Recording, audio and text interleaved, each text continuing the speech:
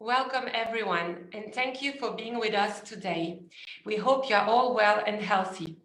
My name is Ariela Wojcik. I'm the Director of European Affairs at the European Jewish Congress. It is a pleasure to welcome you together with Bnei Brit International to this important conference held under the leadership of the European Parliament Working Group Against Anti-Semitism. Today, we will be looking at innovative ways to teach and remember the Holocaust. We will also address the challenges faced by teachers and educators when there is a reluctance to hear about this unique tragedy in our European history. I would like to remind you that this event will be partly in English and partly in French. A simultaneous interpretation is provided. And for those joining us on Zoom, please choose your channel by clicking on the Earth symbol at the bottom of your screen. Pour ceux qui nous rejoignent et qui souhaitent suivre la conférence en français, merci de choisir le canal adéquat en cliquant sur le bouton qui représente la Terre en bas de votre écran. So without further ado, I would like to give the floor to our host, MEP Nicola Baer, Vice President of the European Parliament and Chair of the Working Group Against Anti-Semitism. Nicola, the floor is yours. Thank you, Ariela. Thank you all together. My co-host, the colleagues Ilana, Cicurel, Brando, Benifei, and Sergey Lagodinsky, and me personally, we are really happy to see you all today. As you all know, the Working Group Against Anti-Semitism in the European Parliament has been working in depth and for a long time in the field of education and the digital sphere. The COVID-19 pandemic helped spreading and manifesting anti-Semitic online hatred. People become even more exposed to hate speech and disinformation than ever. Terrorist organizations like Hezbollah or the BDS movement are fishing for new members with their propaganda in the internet. This is why we need to start early and with a multifaceted approach. We need to look into schools and universities and their curricula and the training of public servants. Here, the definition of the anti-Semitism of the International Holocaust Remembrance Alliance is the right tool of prevention. It also needs to be included in the revision of the EU digital rules applicable to digital platforms, especially as it regards the illegality of Holocaust denial. We have to talk more and cooperate better with the member states and platforms like Facebook, Google, and so on. Talking of the IHRA definition and its implementation, I'm sure you all know it already. On the 1st April of this year, Greece took over the IHRA presidency from Germany. Looking back, I think the German presidency was a real success, and I'm still very happy, also as a chair of the working group, that we could bring forward the Council resolution on anti-Semitism to make anti-Semitism a cross-cutting issue. I'm convinced that the Greek presidency can build on this ground and can go further talks with the member states and its local authorities to help spread and anchor the IHRA definition further. Especially, and we have to mention this, especially as there have been attempts lately, like the Jerusalem definition, to water it down. So, Excellency Lazaris, chair of the IHRA during the Greek presidency, a warm welcome from my side and on behalf of my colleagues and the EGC. The particular idea to that event came into my mind when I was invited to give a speech on this year's celebration for the International Holocaust Memorial Day. And this celebration, I put a particular emphasis on the life of Shoah survivors and witnesses, on the conditions under which they have to live and sometimes have to suffer. Often they live below the poverty line, in particular when women suffer due to their small pensions. Also, post-traumatic symptoms and loneliness put an extra burden on their life. So we have and we want shed the light on their essential role for our societies in Israel, in Europe, and all over the world, and on what we can do to honor them. This is why we invited, and I'm glad to welcome, Colette Avital, chairperson of the Center of Organizations of Holocaust Survivors in Israel. I hope that she can tell us more about the life of Holocaust survivors and show what living human treasures these survivors are and which role they play for our educational sector. And I can say from a personal view, lively, I remember from my hometown, Frankfurt in Germany, the never forgotten Ignaz Bubis, and the just celebrating her 100th, really 100th birthday, Judith Simonson, in classroom, in assembly halls, full of young people hanging on their lips.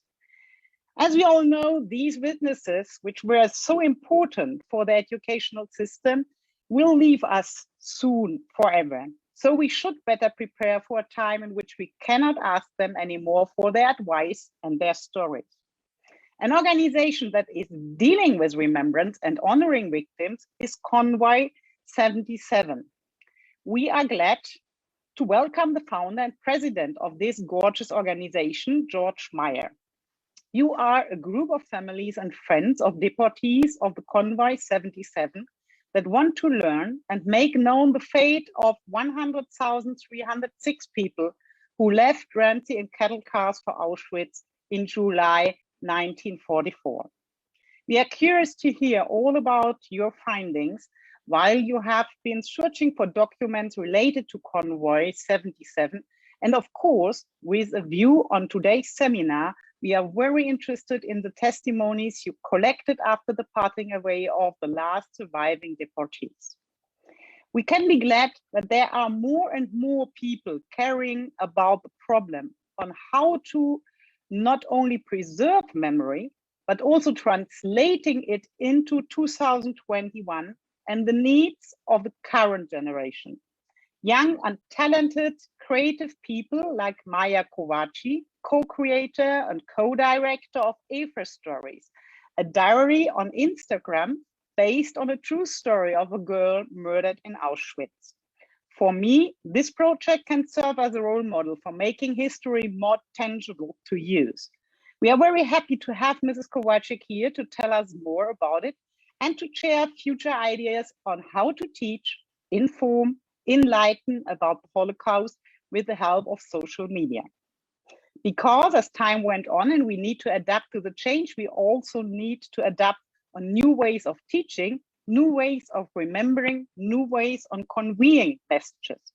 Social platforms play a tremendous important role here.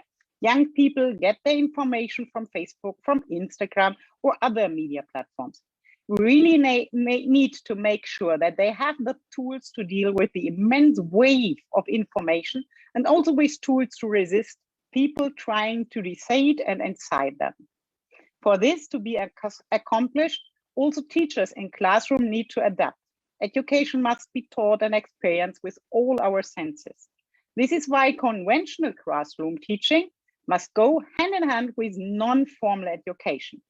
Iannis Roder, history and geography teacher and book author from France, will surely enlighten us about the actual state of play of teaching on the Holocaust. His last book, published beginning of 2020, is about his experience of teaching the Shoah in a difficult environment. And about how non-formal education can complement the school curricula will tell us Jurmet Huitema-De, project leader of the leader education from the Anne Frank House. And I can say I'm truly impressed by the diversity of learning material you offer. I even saw a kind of board game and an interactive session consisting reading and writing with Anne Frank. Concepts like this should be definitely be applied much more often and gradually become the new normal for museums. I'm sure our guest from the Jewish Museum in Vienna, Hanna Landsmann, head of education, can tell us more about the link between remembrance, preserving, and interaction with the audience.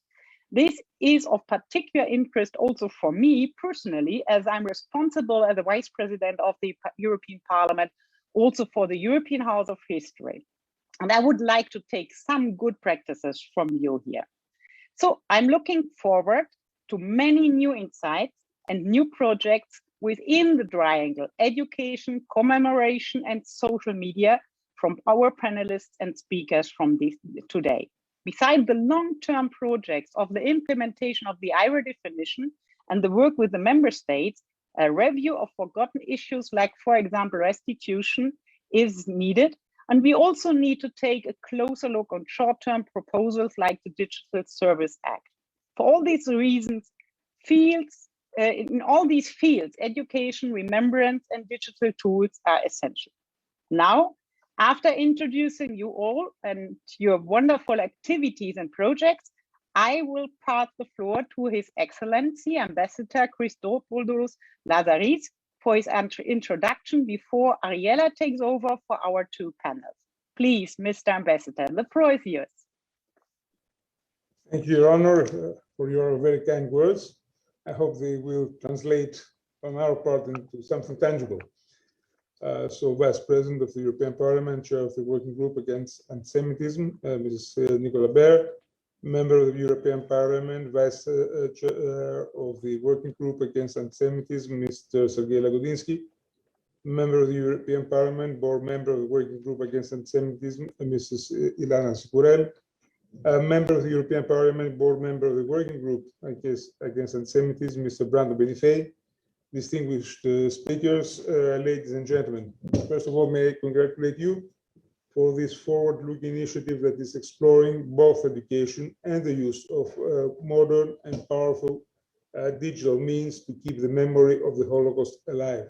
I would say not only alive, but also in a dynamic light to be used, if I can use the word, as a weapon to preserve our own democratic values and way of life. It is unfortunately a fact that in certain countries in Europe and elsewhere, many do not know that millions of Jews were killed during the Holocaust. It is even more deplorable that we have, in the modern, especially in the modern social media, so many reappearances of forces that are directly challenging the memory of the Holocaust. Therefore, our central purpose should be not only to combat oblivion, but also find creative oblivion and denial or distortion, but also find creative ways to achieve that. In each era, different tools may be utilized to cultivate the memory. Now we are living in the digital age, and digital tools, although sometimes not without controversy, should be used to spread the message to a larger audience. It goes without saying that sensitive issues often provoke controversy and criticism, but it all depends on how serious, documented, and respected a digital campaign can be. I was very impressed to learn about a project called Eva Story, based on the idea that Eva, a young girl back in 1944, instead of pen and paper, had supposedly a smartphone and recorded what was happening to her life from the beginning to the end of her Holocaust journey. Personally, I believe that this is a simple but wonderful idea, and as often the case, simple ideas can have a big impact. So with this occasion, for which I once again congratulate you, I would like to underline that the focus of the Greek presidency is within the context of this, within this context. Indeed, the focus of our presidency and the whole idea running through it is education and awakening on the Holocaust, education for a world with no more genocide. So through education, we should continue to pass on this historical knowledge to our younger generations, because in fact, not only it is our duty to remember, but also to teach the memory of the Holocaust. And this will give us the possibility to strengthen the students' critical thinking and forge responsible political attitudes within our society. In advancing our objectives in education, we are all obviously in close cooperation with our Ministry of Education, which is accomplishing a commendable work to extend the impact of the Holocaust teaching and remembrance to every part of our society. Actually, Greece can boast of one of the most advanced curricula in Europe on Holocaust teaching and remembrance. And this is why we chose this particular theme as the main theme of our presidency, which incidentally also follows up on the work of the German presidency before us. Now, regarding pedagogical approaches related to teaching the Holocaust, and most of all on issues relating to our own experience in Greece on Greek Judaism and relevant actions, our sole advisor, according to the Memorandum of Cooperation between Greece and the Jewish Museum of Greece, is of course the Jewish Museum of Greece. This memorandum was signed back in 2014 to make the pedagogical approaches as widely known as possible. The Jewish Museum of Greece holds seminars every year, both in Athens and in various cities of Greece, so that a growing number of teachers get more closely acquainted with the historical events and will be able to teach children in the most appropriate way. More recently, in 2017, a memorandum of understanding was signed between the Ministry of Education and the Jewish Museum of Greece and Yad Vashem. This memorandum secured a quite successful cooperation between the three institutions, as for several years now, at least 20 Greek teachers every year travel to Yad Vashem to attend a multi-day education program on the Holocaust. This type of cooperation will be broadened with a seminar for 15 Greek Orthodox priests per year, organized by the Joint Secretariat for Religious Affairs of the Ministry of Education, the Jewish Museum, the Academy of Theological Studies of the city of Volos, and of course Yad Vashem. The Ministry of Education throughout the year is organizing seminars for teacher training and has put the issue of the Holocaust to prominence. In addition, it is convening under its auspices seminars by various Greek organizations, and it cooperates with foreign organizations such as Saint-Tropez, the Memorial de la Shoah, and the Olga Lengyel Institute of New York. In such a way, the Ministry of Education has a possibility to be provided with the right resources to teach adequately the Holocaust and apply the right lessons for the classroom. Furthermore, an educational trip is organized every year to Auschwitz, one of the most terrible concentration camps, so that students can see and feel the history of the Holocaust and understand the contemporary meaning and functioning of the memorial. This program started in 2013 with only 15 students, and then later on in 2019, the number of students had increased to 120. Again, last year we had selected 120 students, but eventually the trip was cancelled due to the pandemic. The Ministry of Education, in addition to teachers, is also training priests and is also interested in teaching all frontline professionals.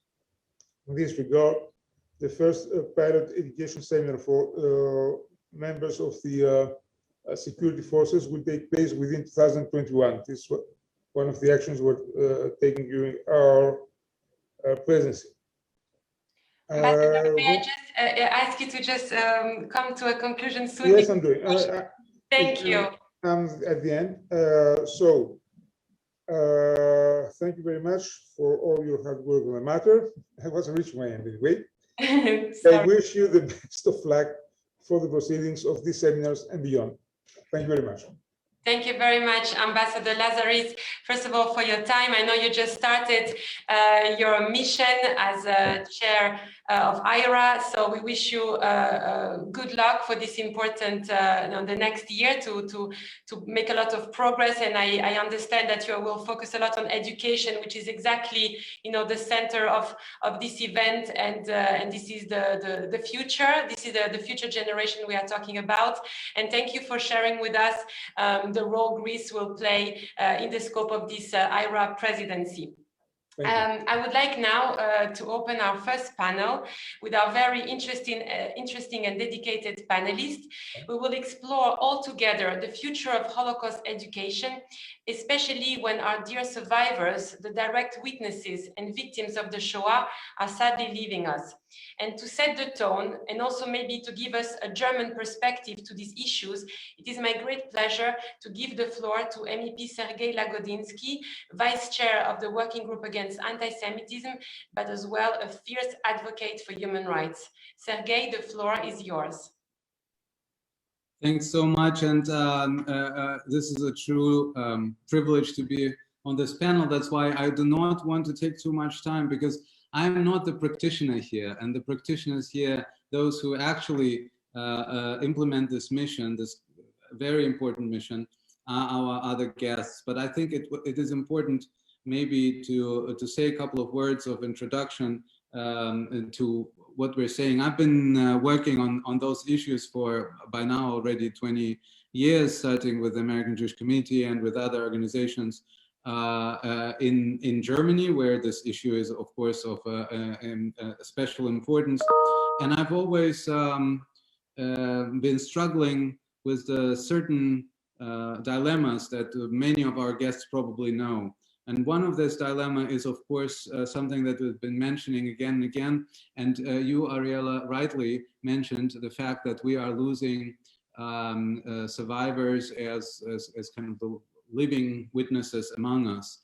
I dare to say that we should not, beyond the tragic course of history, of course, we should not overemphasize this as a deficit of educational practice. And the practitioners can correct me if I'm wrong, but I do think that from my perspective, first of all, it's not just the Jewish survivors are important, and especially in Germany, it was always the case that we never had enough Jewish survivors, or Jews for that matter, for everyone who wanted a personal contact and experience. So we've always needed, and probably in Austria the situation was similar. When I look at Hannah Landsmann, she probably connects to that. We've always needed some proxies, some other ways of conveying the personal side of the stories. But I usually say that we had another part of the story, which was very personal. And that was the part of the personal stories of perpetrators. And that was the part of most of the population, especially in those countries who were affected and who were active in this. I dare to say that this was the actual experience of the Holocaust personalization, because it was talking and looking and trying to find out what one's own grandmother and grandfather were doing in those years, why they did something or didn't do something. And that's why I think that this is the actual difference, that the new young generation of non-Jews is far and far away from this immediate experience of the Holocaust, not just as tragedy, but as crime. And from that perspective, when I look at many attempts to have a new, a fresh, a young look at education, I think this is something that makes me a little bit worried, because through medialization, through Instagramization of our communication culture, there is a certain different touch. And I saw the Eva stories. This was very impressive, and also the examples from Anne Frank house. this was a very impressive attempt to bring to life the tragedy, but maybe being from a different generation, I of course asked the question of how to do it in a dignifying and productive way, without making it too one-dimensional. And I think that the examples that we have on this panel, they cope with this challenge in a very good way. But many other examples, and you just need to open the TikTok and give in whatever hashtag you want, a Holocaust remembrance, where starting from the best motives, the outcome is really something that just flattens the commemoration mode and the commemoration dignity. So this very difficult balance is maybe something that we could address also in our discussions, and I'm looking forward to hearing from the experts because this is something that really is driving me, because I know we need an update. Let's use the words. Let's use the words from Instagram. We need an update in our commemoration policies and educational approaches, but we don't know yet how to balance those things. Looking forward.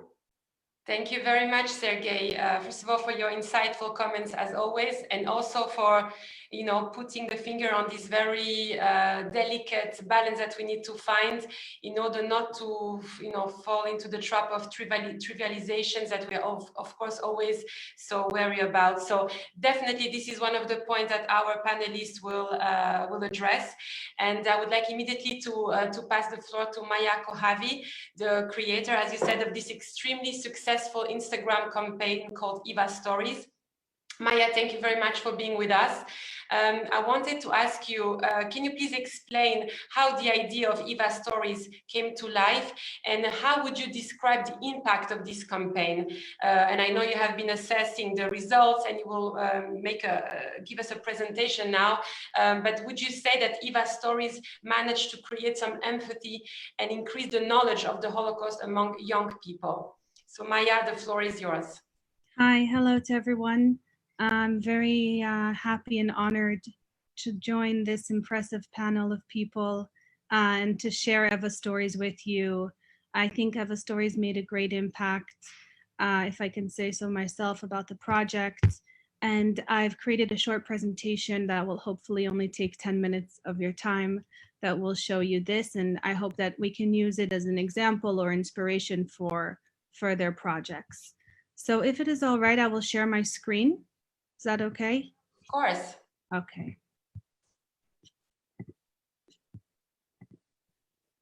Please tell me that you see this. Yes, we do. Okay. So Eva Stories is, as you know, hopefully a project for the commemoration of the Holocaust. It was created in 2019 by my father and I, and the goal was to spark the interest of young people in the Holocaust again. We were interested not only in people from the affected community, Jewish people, but also the international community. Now, as someone said, the idea is quite simple, but the actual goal is quite difficult because we wanted to bring in a new name to the memory of the Holocaust, and we wanted to make this name a household name. And we wanted to make people care and love about this new person. The reason why it was important for us to bring a new person is because we felt like we wanted the new generation to basically support and grow a new person and to have them feel like this new person belonged to their generation. With this feeling of, with the feeling that this person comes from their generation, they have more of a social responsibility to promote the name, to promote the story, and to share the memory and the story of Eva Hyman. So for people who don't know what Eva Stories is, I have a short trailer about the project so that everyone can understand what it is. Our main question was, what if a girl in the Holocaust had Instagram? And now I will play a short video for you to understand the project.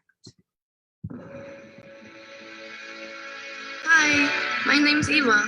Welcome to my page. Follow me. This is my page for random thoughts, crushes, my hashtag BFFs. One day, I'll be a famous reporter. But for now, I live with my grandparents. Now you make a wish. You joke.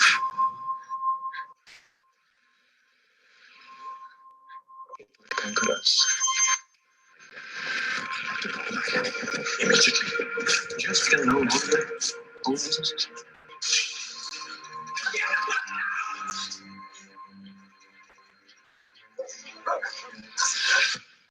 From today, I must document everything that happens to us. So Eva Stories was aired on May 1st of 2019. It's the first film of its kind on Instagram, and it portrays the real life of Eva Hyman, who was a real 13-year-old Hungarian Jewish girl who was murdered in the Holocaust. So the social media film is 50 minutes in length, and it's comprised of 220 Instagram stories.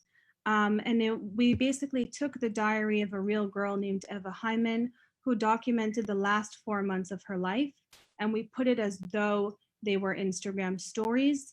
And we created a kind of interactive event where people at home actually felt like Eva was uploading stories and talking directly to them.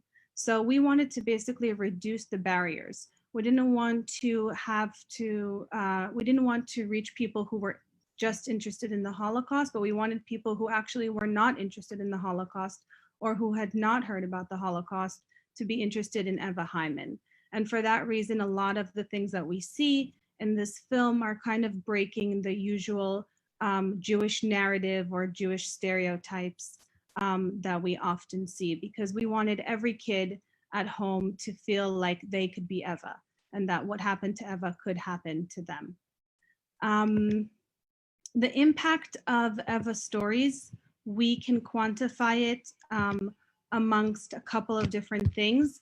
I like to categorize it in 6 ways. So first, we have the actual numbers of the people who saw the film and watched the campaign. We have the political recognition. We have the audience's response. We have the social response of platforms. We have the industry response, and we have educators' response. So I have another short video for you on the impact of the campaign, and then I will quickly break down each category to explain it more in depth. הסטורי של Eva.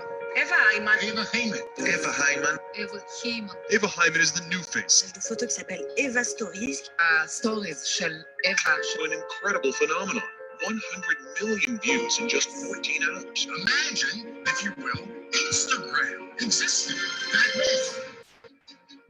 Right now, a group of talented filmmakers, actors, and producers is bringing to life the real story of teenager Eva Hyman up until she was sent to Auschwitz and murdered. The first of these Instagram stories is about to be posted in just a few minutes. My name's Eva. Welcome to my life.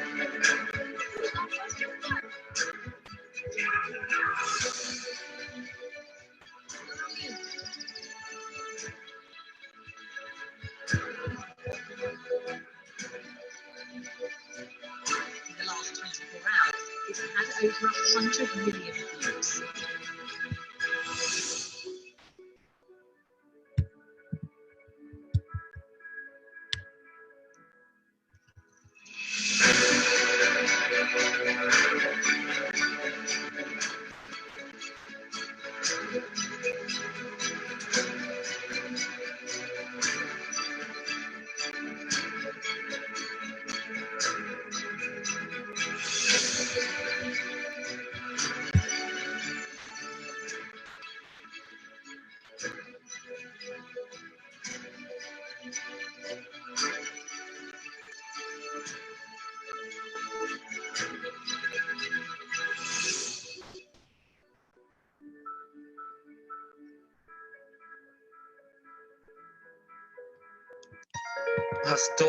Sorry about that.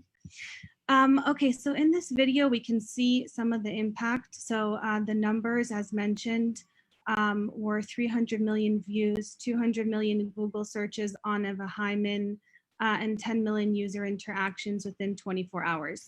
So of course, those numbers are quite large and they extend far beyond the Jewish community, which was our goal. We also see in the video the political recognition from various presidents and political leaders who addressed Eva personally and who urged their followers to go and check Eva's stories. And of course, we need political recognition to have an impact.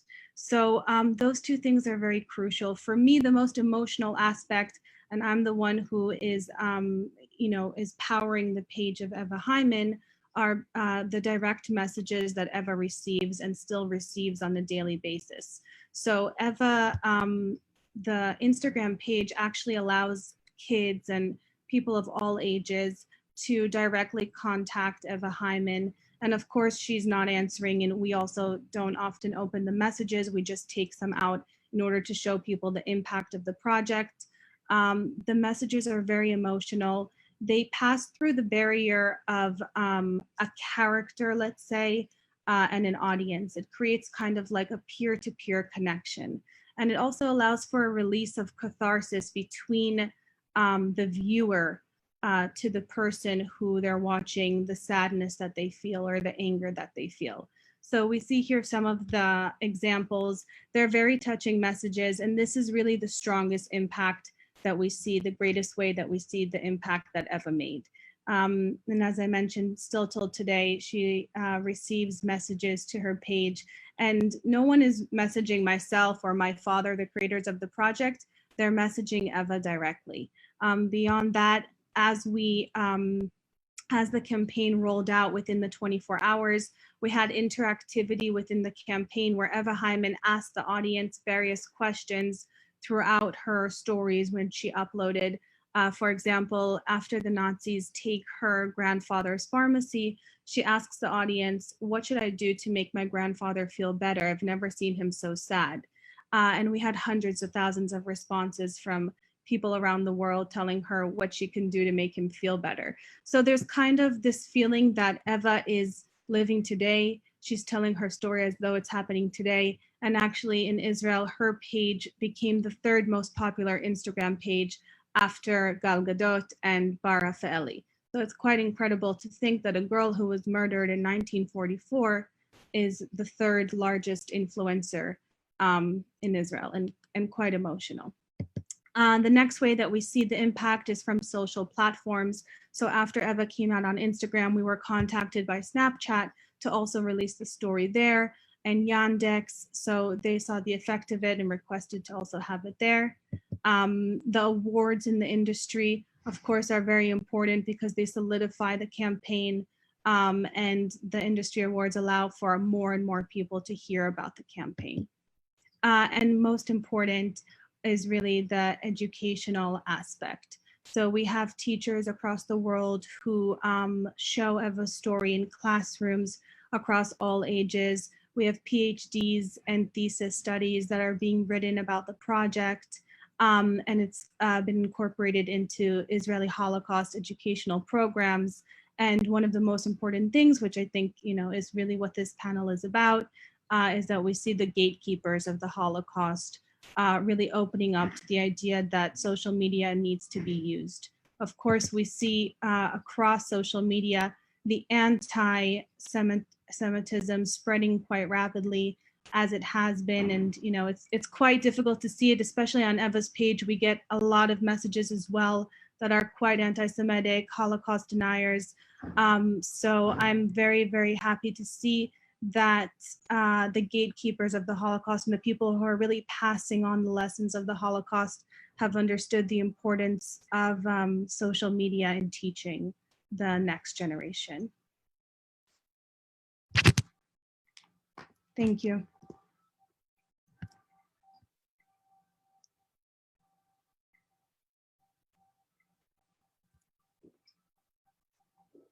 Riella, we cannot hear you. Sorry, I'm so sorry. I was concentrated on Maya, so I muted myself.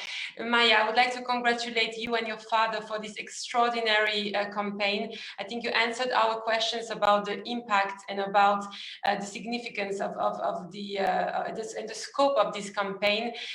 You have demonstrated the power, again, of social media, but also that we shouldn't always, focus on the negative sides in terms of, the anti-Semitism, how it allows it to spread. But in this case, we can focus on the positive and educational virtue that it can convey to the younger generation. And in that, you have succeeded quite immensely. So really congratulations. And we hope that this will lead, other projects to respect also the memory of the Shoah. You paid a wonderful tribute to Eva, and through her to so many, kids, millions of children who perished during the Shoah. So thank you so much, Maya, for being with us and for sharing this project with us. Thank you. I would like now to turn to Jurmet Huitema-De Waal, who is the project leader education of the Anne Frank House in Amsterdam. Jurmet, the Anne Frank House, as Nicola mentioned, is well known also for proposing innovative tools to teach about the Shoah, especially using the powerful Anne Frank diary. And through your educational programs, you manage to involve young people in the teaching and in the learning process. Can you please tell us more about your work? Please, Jurmet, the floor is yours. Yes, I'm happy to tell more about my work. Thank you for the invitation and to give me this platform to show a little bit of the work that the Anne Frank House does. In 10 minutes, unfortunately, there's not enough time to tell everything. So I'm going to keep it a little bit short, and I will focus on the Anne Frank diary. That is something that I will show you, but I will mention a few of the projects that we're doing just to make sure that we keep youth involved in spreading the story, because that is one of the things that we think is very, very important. So I started working at the Anne Frank House in 2007, so that's already quite a while ago. And from the moment I first got in contact with the Anne Frank House, the peer education was very, very strong. Educating young people who tell the story, who spread the story from Anne Frank to other youngsters, guiding them through temporary exhibitions, guiding them through exhibitions that travel around the world. So we're not only active in Amsterdam, we're active in 50 countries around the globe, where young people are involved in spreading Anne's story. And quite a lot of these youngsters, they get involved in the story of Anne Frank through her diary. But unfortunately, we noticed the last couple of years is that youngsters tend to read less, and they are, focusing on the quick and short messages that they find on the socials. So that is something that we noticed as well. And we were thinking, well, we have to do something about that or with that, because, we had to work together. And at a certain moment, we were approached by a media company that came up with an idea, and that ended up in Anne Frank's video diary. And I'm going to share my screen just in a few minutes. And I'm going to tell you a little bit more about what the Anne Frank diary is and how it all started, and how it continues, because it's actually still continuing right now as we speak, because the national broadcast station here in the Netherlands, especially for children, they broadcast it now on national television. And they're also adding extra additions to the first diary episodes, like we can call it right now. So you see that it was picked up by other forms of media, so also the more common media like television, and not only on the socials. So I'm going to share my screen, and I will show you a little bit about what we do and where we're active. And if I'm correct, you can now see my screen, and you see, these are the social media platforms that we're active on as the Anne Frank House in Amsterdam ourselves. So we are on Instagram, we're on Facebook, we're on Twitter, and we're hopefully everywhere. We're on YouTube, and soon we will also be on TikTok. And that is something, that's also new for us. right? So our audience is there. So we thought, well, we will have to be out there as well. And it was mentioned by previous speakers is that we're talking about Holocaust education, we're talking about Holocaust denial and Holocaust distortion. And if we want to address that, well, we will have to be in the places where that takes place. So that is also why we will have to keep up with all the social medias, and our team is working on that pretty hard, and it goes really quick. So we are learning by doing as well. Let me take you back to, well, actually the 13th of March in 2020, and that is the moment when the Netherlands went into lockdown. And 3 days later, we were supposed to launch the Anne Frank video diary, but we stopped that. The world was facing other problems, and we were thinking, well, we cannot launch this new project from the Anne Frank House. What was the project? Well, we were contacted by a media company in the Netherlands. It's called Every Media, and they came up with an idea, and they approached us. And they came up with the idea to broadcast Anne Frank video diary on YouTube, sharing her story. Well, you can see maybe similarities with with Eva's story, is that you see that, well, Anne was holding a camera, and that she would put vlogs on YouTube, sharing her stories, her experiences inside the secret annex. That was the whole idea. And well, all right, we said, well, we are going to help you out. We will work together, because we thought it was very, very important that it was accurate. And that is also something that, well, we are rewarded for, right? So the accuracy of the diary, video diary itself. Every media was responsible for the script and for the production, and the Anne Frank House, they were responsible for the accuracy, both in the film set, for example, but also in the period of time. So we said, well, we will have to make sure that we stick to the diary and how it was written by Anne Frank. That was one of our really important issues. Also, we were responsible for the educational extras that we wanted to add, because Every Media, they wanted to have 15 episodes sharing the story. But coming from an educational institute, we said we will have to add more context to this story, because not everybody knows what happened during the Holocaust. Not everybody knows what happened in the early 1930s. So we wanted to put that extra layer of information to the diary itself. So that was the focus for the Anne Frank House.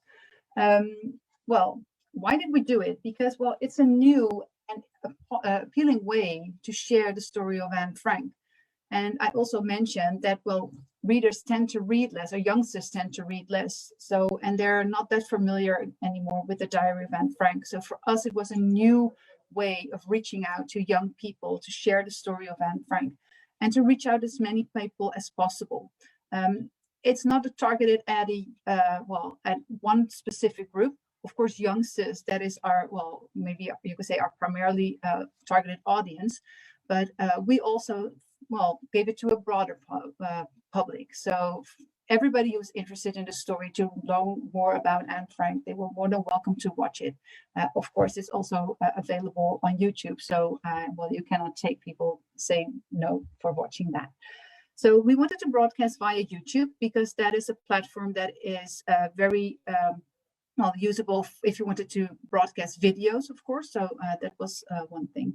And our educational materials, they are available on our own websites. So that was also something that we wanted to achieve.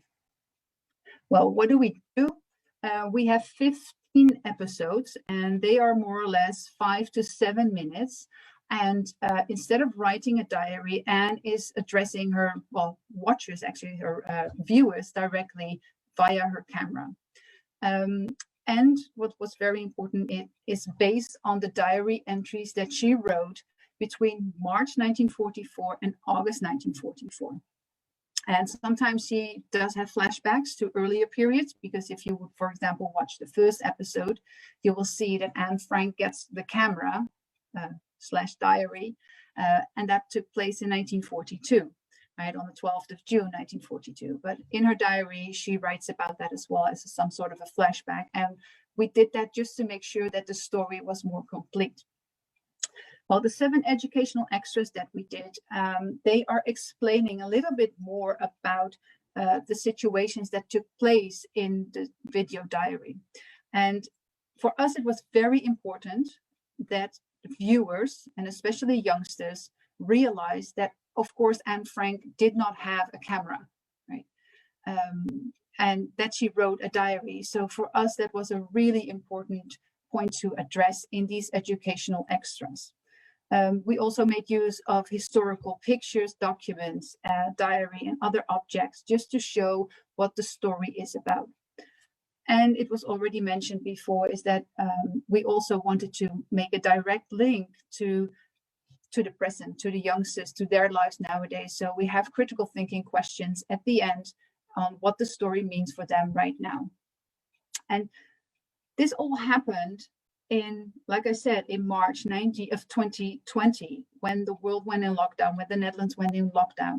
And we postponed the premiere with 2 weeks. And then we launched it. And for teachers, they were very happy that it happened on the right moment, because they said, we're in homeschooling and we need something to, well, new ways and also materials that we can use in this homeschooling situation to pay attention to the Holocaust and to the story of Anne Frank. So it came at the right moment. The first episode and the last episode of the Anne Frank video diary is watched 1.5 million times, more or less. And all the other episodes in between there have an average between 300,000 and 500,000. And we are facing some issues because there are some copyright issues. Some of our participants today in this webinar, they are maybe interested in watching the video diary of Anne Frank, but they are noticing that they do not have the possibility. For example, in the United States, there are some copyright issues still, so we cannot broadcast over there. And the same counts for Mexico and for Spain. But hopefully this will change in the near future, of course, so that more people have access to this story. For teachers, it's very important that they will share the story to their children. And that is also what we do. As the Anne Frank House, we are targeting on the multiplier. So we're developing materials for teachers so they can use that with their students. And I think it's very important that, well, we found new ways of addressing this very, very important topics, such as teaching about the Holocaust, but also topics as anti-Semitism and prejudice and discrimination. And we will have to find new ways and new means to bring these subjects into the attention of young people. And young people, they're on, like we said, Instagram, Facebook, not that often anymore, but on TikTok. So we're always looking for ways on how to do that. I mentioned before that now the national television is also broadcasting the Anne Frank video diary. The Anne Frank video diary, it stops on the 4th of August, 1944. She was arrested at that moment, but new material is being added, and they will explain the story on what happened after the arrest. I will have to say that I cannot tell a lot about that because the videos are not broadcasted yet, and we haven't seen anything about that. So it's also exciting for us to see what happens when these 3 episodes will take place. But again, we want to create an educational video to give more context, to let students understand what happened, and also create extra educational material for teachers to use in classrooms, both offline and in an online situation. Well, there's quite a lot more to tell, but I think I'm going to leave it at this, also due to time. But if people are interested in more information, you can find the diary on youtube.com/Anne Frank. There you will find the episodes. So if you have access to that, then please do so. And also you can contact me with my at my email address. If you have any more questions, then feel free to do so. Thank you very much, Jurmet, first of all, for this very interesting presentation. We realize the outreach of this video was very big indeed, and you expressed the need to use the channels of communication that are relevant to young people. And if it has to be TikTok, it has to be TikTok, as long as we respect, you know, the historical truth, as you say, which is very important to put things back into context. But we have to adapt this new reality that, unfortunately, as you say, kids read less, although the Anne Frank diary is still a must, and we need to continue to encourage everyone to read it. So thank you very much, and I invite, of course, everyone to follow your work, the work of the Anne Frank House, which is really impressive. Yeah, thank you very much. You're welcome. Thank you, Jurmet. I would like now to give the floor to the last panelist of this first session, Ms. Anna Landsmann, who is Communication and Education Manager of the Jewish Museum in Vienna. Hannah, first of all, thank you very much for being with us today. Can you please tell us a bit about the tools that you are using in your daily work at the Jewish Museum when it comes to address the topic of the Shoah with your visitors? And more particularly, we are very much interested to hear about the challenges that you face when you have to speak to a migrant population. What are the vocabulary that you use, the tools that you use? What is difficult about that? Can you please tell us a bit more? Thank you very much, Anna. Thank you, and thank you for the invitation. I feel very honored and happy to be part of this discussion. And as far as Eva Stories and Anne Frank House is concerned, I understood I'm working completely different from the others. Jewish Museum of the City of Vienna, I'm quoting now from our catalog, is a museum, is not a Holocaust Memorial Museum, but as far as the Shoah is concerned, we do not have any choice. And this, I have the feeling, says everything. And my department's name is Communication and Education. And I'm very sticking on this communication because it's the most important tool we have. And Jewish Museum is a place of encounter. It's a place to speak, to talk, and to tell. And we are telling stories. And who are the storytellers? The objects. And this is why I would like to share my screen with you. And I hope that everything works. I'm a little bit nervous concerning this screen sharing thing. So I hope that now everybody sees a bicycle or part of a bicycle. Yes. Okay. This is Google Arts and Culture, a platform you easily can find on our website. I have to admit that before Corona, I completely ignored it because I thought it's not necessary for me to have a digital version of going through the museum. You see the famous bike, you see our logo, and you see 3 stories. This is our core exhibition, ground floor, the years after 1945, second floor, the 3 communities before 1938, and our storeroom, a room I like most, a floor I like most, because there are a lot of objects. Jewish Museum Vienna has in Europe a very big collection. Not everything is on display because we do not have enough space, but there are a lot of things and a lot of objects, and they are telling stories. In German, we only have Geschichte. In English, it works better with story and history. If you understand that history consists of stories, everything is easier, it's clearer, and I think you might understand how our educational department is working. We now forget this in this collection thing. You can do this without my help. So if you're interested in Jewish Museum, our doors are closed because of the Corona situation. Just browse through our Google Arts and Culture platform. And the most, the coolest thing I have in this platform are the 219 items. The objects are on display. It's not so important for our panel discussions where the objects are. I would like to show you 3 examples, and I would like to work out or to tell how we are working in educational terms. So the first thing I would like to show you is this, this typewriting machine. Her name is Erika. I created a program, an educational program, first of all for school kids, for students, and then I also did it with adults, Sunday afternoon guided tour, makes a lot of fun. This program's name is #Objects. Visitors go around with their mobile phones, with their handies, and photograph 2 objects, one they like and the second they do not like.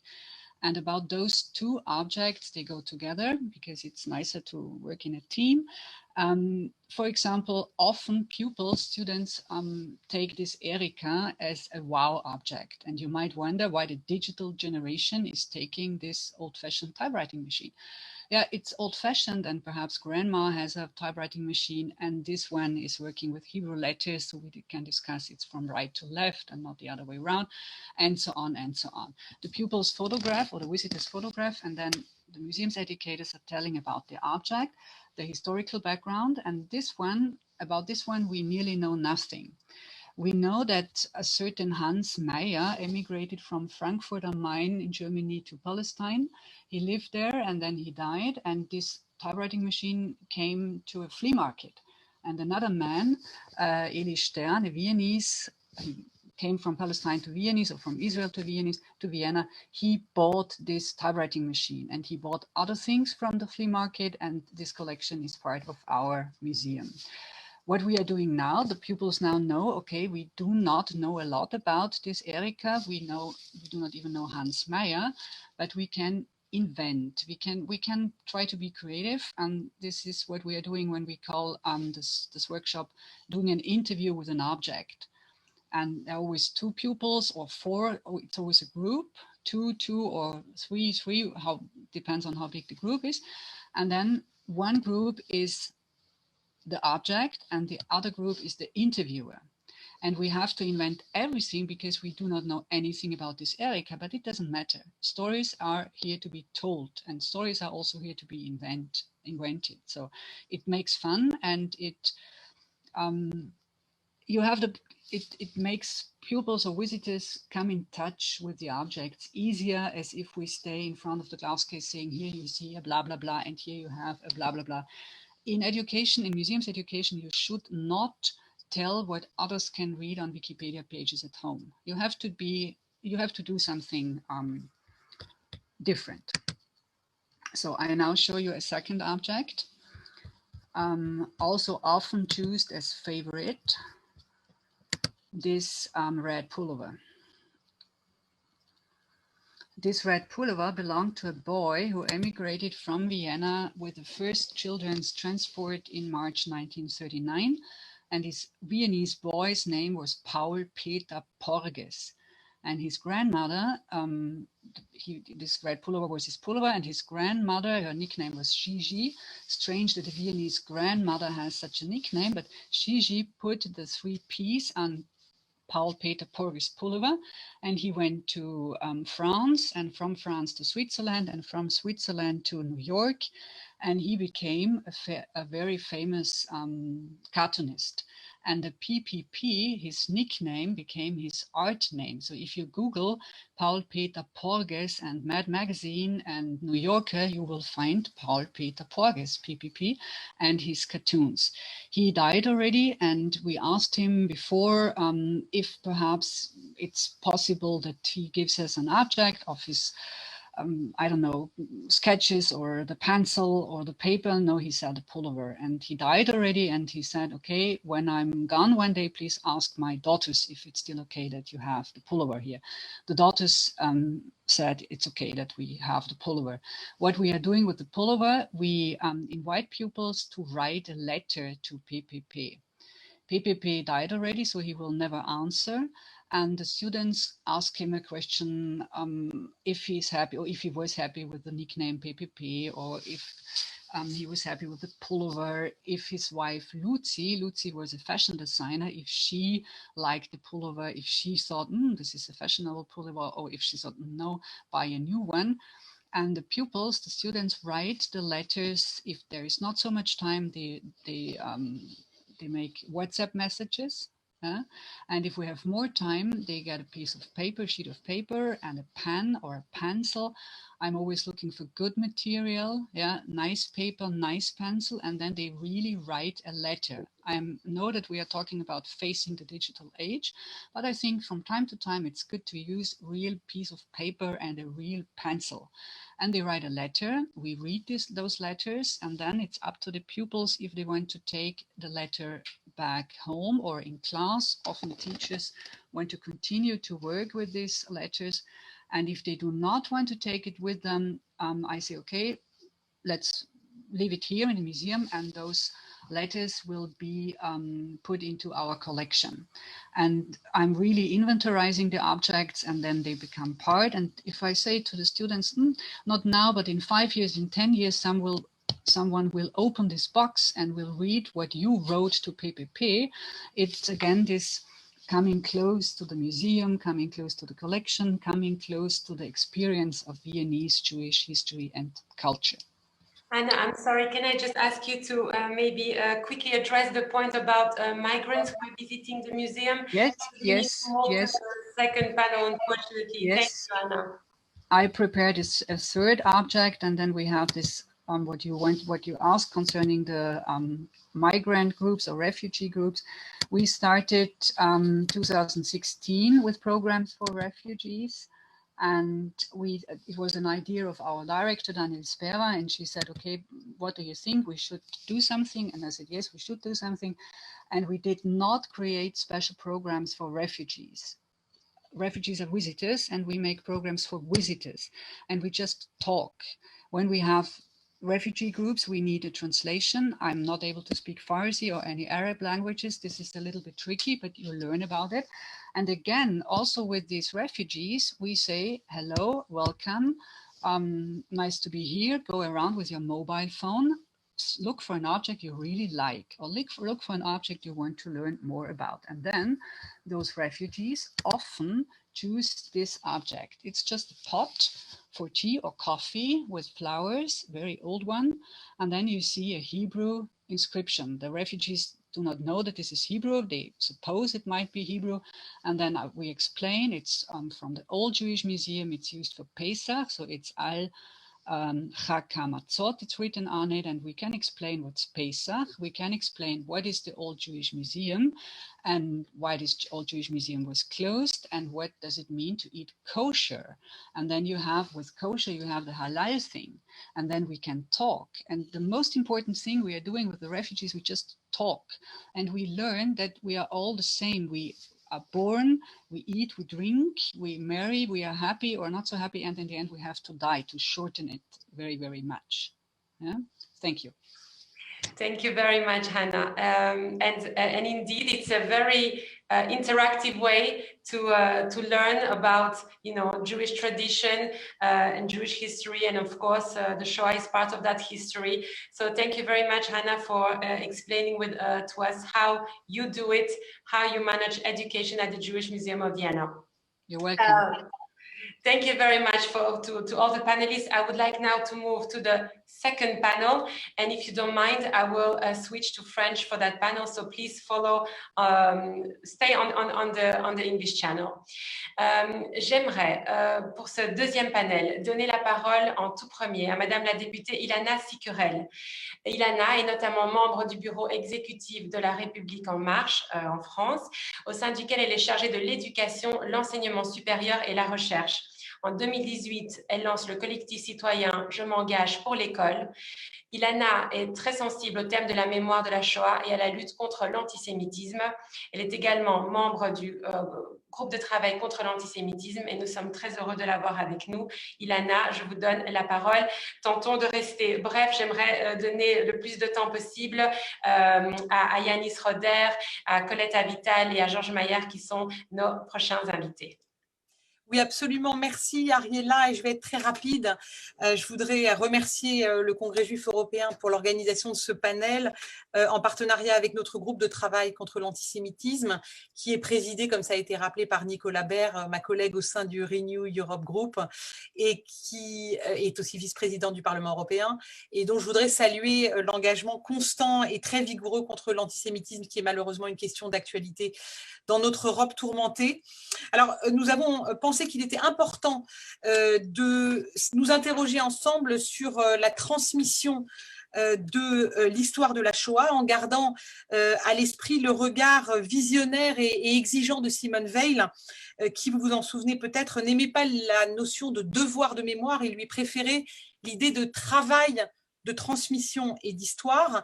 Et ce qui la rendait méfiante, c'est qu'elle ne voyait pas très bien comment on pouvait transmettre une mémoire. Il y avait une mémoire qui était celle des survivants, mais on ne peut transmettre que l'histoire, les faits et les mécanismes profonds qui conduisent au phénomène génocidaire.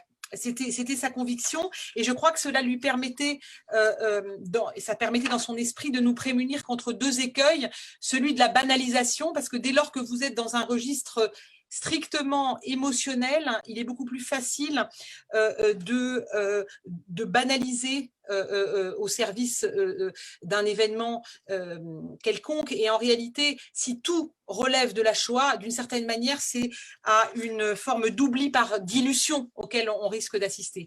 Et puis le deuxième écueil, je crois, dont elle avait aussi conscience, c'est de considérer la Shoah comme un événement tellement extraordinaire, au sens tellement relevant tellement du mal absolu que d'une certaine manière il ne nous concerne pas. Et je crois que cela était aussi un écueil contre lequel Simone Weil nous appelait, en nous invitant en fait à cette transmission rigoureuse par les faits, par l'histoire, par les mécanismes profonds d'une société. Et vous vous souvenez qu'elle avait été très favorable à ce que le mémorial de la Shoah s'implique dans la transmission du génocide rwandais, par exemple. Donc, c'est forte de cette expression qu'on va prendre très au sérieux dans ce panel de travail de transmission, qui concerne bien sûr les historiens qui doivent continuer à travailler sur les faits qui évoluent, le travail aussi, et on va s'en rendre compte, des personnes en charge de la transmission qui doivent sans arrêt interroger, évaluer, faire évoluer leur manière d'enseigner l'histoire de la Shoah, et le travail aussi peut-être des personnes qui sont concernées par cette transmission, parce que peut-être que la transmission n'est possible que si la personne à laquelle on s'adresse elle-même fait un travail pour pouvoir être capable de recevoir ce qui lui est apporté par la personne en charge de la transmission. Donc, je crois que ça va être le fil directeur de ce panel, avec Colette Avitel, que je salue, qui est une figure, bien sûr, du parti Avoda, qui a été vice-présidente de la Knesset et qui, depuis 1973, est à la tête du centre qui rassemble 58 associations de survivants et qui nous parlera probablement de ce travail, justement, qu'elle a fait pour leur permettre de contribuer à l'écriture de la Shoah.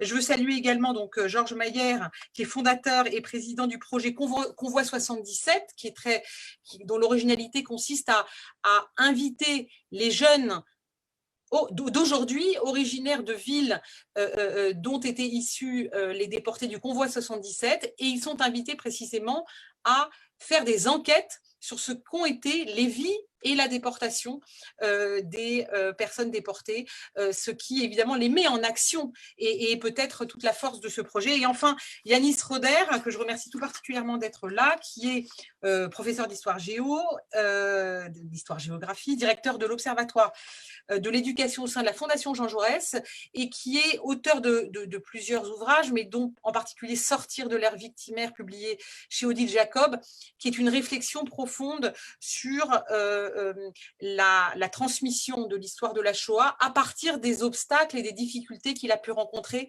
comme professeur d'histoire-géo en Seine-Saint-Denis. Et c'est une approche qui, au-delà de la classe, nous appelle à une réflexion plus profonde sur notre lien à la Shoah. Donc, merci à tous les trois d'être là, et j'écoute, voilà, merci de partager avec nous, et je crois que c'est très important qu'on soit toujours en mouvement et en réflexion sur cette transmission qui ne va pas de soi. Merci beaucoup, Ilana, pour ces propos inspirants et pour m'avoir permis de raccourcir en fait ma transition. Je vais évidemment donner la parole à Iannis Roder. Vous avez rappelé le titre de son dernier ouvrage et je trouvais en tout cas, je n'ai pas encore le temps de les lire, mais j'ai compris en tout cas de quoi ça parle, et M. Roder va nous confirmer si j'ai raison, mais j'ai l'impression que il remet en question l'enseignement de la Shoah quand il est trop ancré dans l'émotion. Et vous avez d'ailleurs rappelé, M. Roder, qu'il est important de s'entretenir avec les survivants et d'aller visiter des camps de concentration et d'extermination. Toutefois, il ne faut pas que le témoignage submerge l'histoire.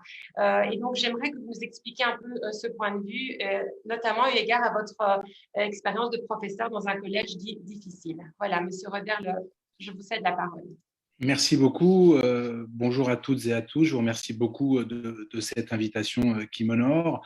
Merci Ilana Cicurel pour la présentation. Oui, pour répondre à votre question, mon idée de départ, si vous voulez, en tant qu'enseignant dans une banlieue qu'on appelle sensible en France, depuis 20 ans, c'est une réflexion à partir de cette expérience face à des élèves qui, dès le début des années 2000, se sont montrés parfois rétifs, parfois vindicatifs, dès qu'il était question des Juifs en général et de la Shoah en particulier. Et à partir de ce constat, j'ai commencé à réfléchir sur non pas ce qui les motivait, parce que ça pouvait parfois apparaître très clairement, un antisémitisme transmis peut-être chez eux, peut-être en bas de chez eux, mais en tout cas qui était réel.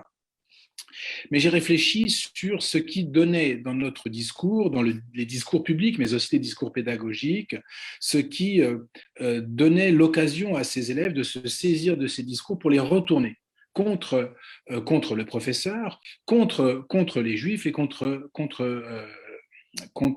l'enseignement de l'histoire de la Shoah. Et c'est à partir de ce questionnement que j'ai construit un raisonnement qui rejoint tout à fait ce que disait Ilana Cicurel en parlant de Madame Simone Veil, c'est-à-dire que je me suis rendu compte qu'il fallait d'abord faire de l'histoire. Sortir de cette idée que la Shoah devait être et uniquement être cette espèce de repoussoir moralisant de toute haine raciste, cette espèce de déferlement de violence un petit peu indéfini sur lequel on se reposerait pour dire voilà, le racisme ce n'est pas bien, le racisme c'est mal. Donc sortir, pour le dire autrement, d'une vision et vous l'avez dit, une vision moralisante en quelque sorte, et essentiellement s'appuyant sur l'émotion. Alors, je n'ai pas été le premier à dire cela. Je voudrais rappeler quand même que dès 1994, Georges Bensoussan parlait dans un article du débat de la Shoah comme religion civile, par exemple. Sophie Ernst aussi a mis en lumière dès les années 90 les écueils de cette manière d'aborder l'histoire de la Shoah. Et donc, mon idée, c'est de faire de l'histoire, et faire de l'histoire en se gardant de l'émotion, non pas en l'évacuant, mais en évitant d'entrer par l'émotion, en évitant de faire de la morale et en évitant de faire de la Shoah une espèce de grande leçon générale d'antiracisme. Donc faire de l'histoire, c'est d'abord entrer par l'histoire des bourreaux, c'est-à-dire des assassins, en posant la question, une question toute simple en fait. À quoi doit servir l'enseignement de l'histoire de la Shoah? Quels sont les buts que nous lui fixons, que nous lui donnons? Moi, je crois que les buts que nous devons donner à l'enseignement de l'histoire de la Shoah, c'est évidemment que ce type d'événements ne se reproduisent pas, et on a bien vu en 1994, Ilana Cicurel l'a rappelé, qu'au Rwanda, le génocide des Tutsis s'est déroulé sous nos yeux. Or, nous n'y avons absolument, en tout cas, je me permets de le dire pour moi, et je travaillais déjà sur la question à l'époque, je n'y ai absolument rien compris.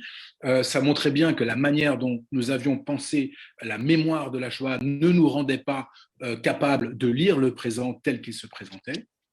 Et puis la deuxième chose, je crois qu'un des objectifs de l'enseignement de l'histoire de la Shoah, c'est de faire comprendre à nos élèves que la seule garantie que nous avons face à l'hypothétique reproduction d'un tel geste, d'un tel événement historique, c'est la sauvegarde de la démocratie. Alors, pour faire comprendre cela, je crois qu'il faut travailler sur les bourreaux. Travailler sur les bourreaux, c'est travailler avec les élèves, sur leur vision du monde.